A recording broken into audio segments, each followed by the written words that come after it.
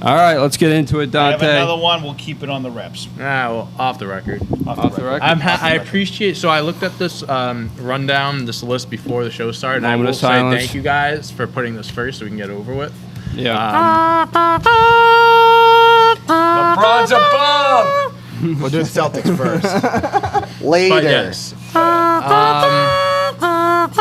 That's just how it was always going to be, boys. Moment of silence. The fact that we won one game was a miracle enough as it was.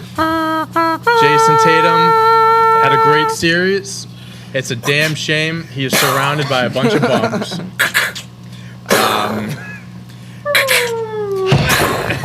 Jayson Tatum. Fire the cannon. Jayson Tatum is unbelievable.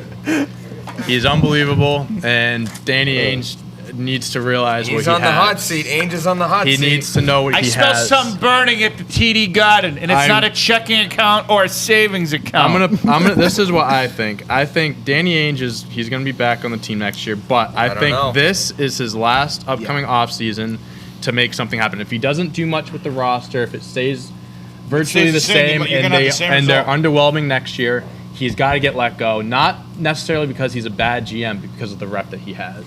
I mean, the PR week that he had was not good. This week. I don't know what's going to happen. That does not help his cause. Yeah. What do you say? What do you say? Just about like the addressing like the Kyrie thing with the race. I don't want to get into the race. But yeah.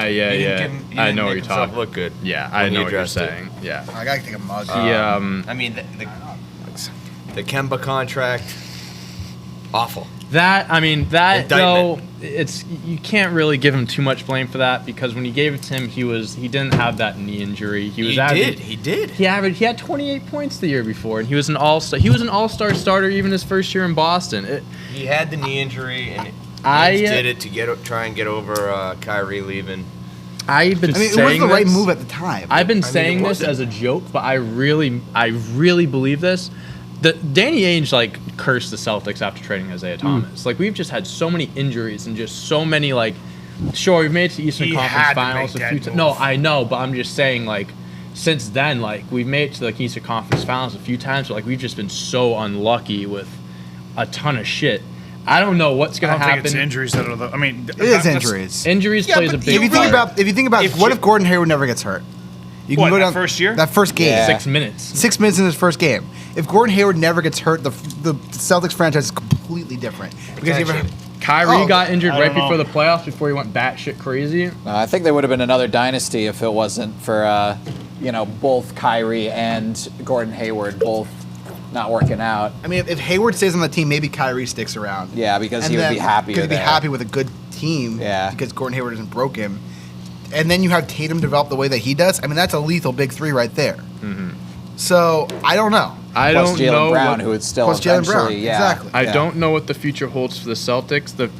As long as you got Jayson and Jaylen, the future's bright. But listen, the clock's ticking. The clock's ticking. I know they're young, and the window's still open for a few more years. But you keep throwing these years away.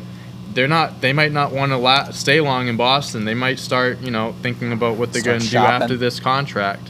That's what makes me nervous more than anything. So Danny Ainge he has to fucking do something. Yeah, Danny Ainge is going to have a chance to fix what's mess. This offseason is our chance to go back to being a legitimate, at least Eastern Conference contender. And if he doesn't do that this year, I think he's going to be gone. It's hard, though. I know it's hard. I know. But that's your job. You got to do the hard stuff. You know what I mean? This is the toughest Eastern Conference. I was going to say, for once, the East is actually a lot stronger than the West. Yeah. This is the toughest Eastern Conference there's been in probably a decade, more or more. I won't argue with that. But, I mean, probably since, the Heat era LeBron team with the Celtics, the big three still. But it's still we're just not close to any of those top teams. You're not That's close. the thing. It's not like you're in the same category as them. We're just Well, that's because everybody around you just got a shit ton better. I mean, Philly got better.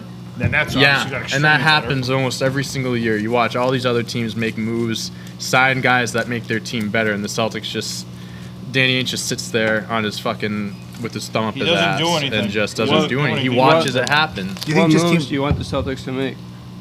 You gotta surround Jaylen and Jayson with players that complement them and allow them to be the best players that they can be. You have your superstar and you have 2 all-stars. The hard part's done. Is he a superstar, Nick? I don't think Tatum's a superstar yet.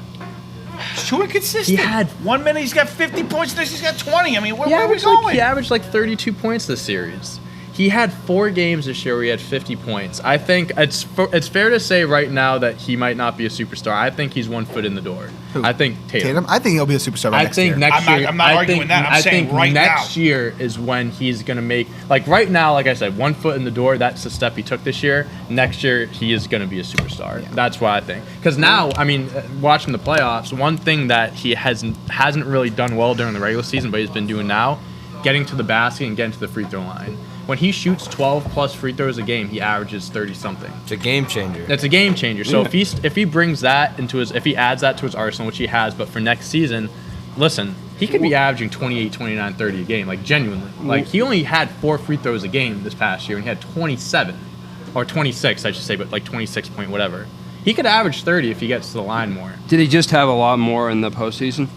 Yeah. Well, I mean, he had to take over. I mean, Jalen wasn't there. Kemba was hurt. So he just needs to do more of that Kemba during the regular sucks. season. What happened? So during the regular season, you just need to do more of I'm that. telling you, if he gets even with I'd Jalen, like to see him step up defensively.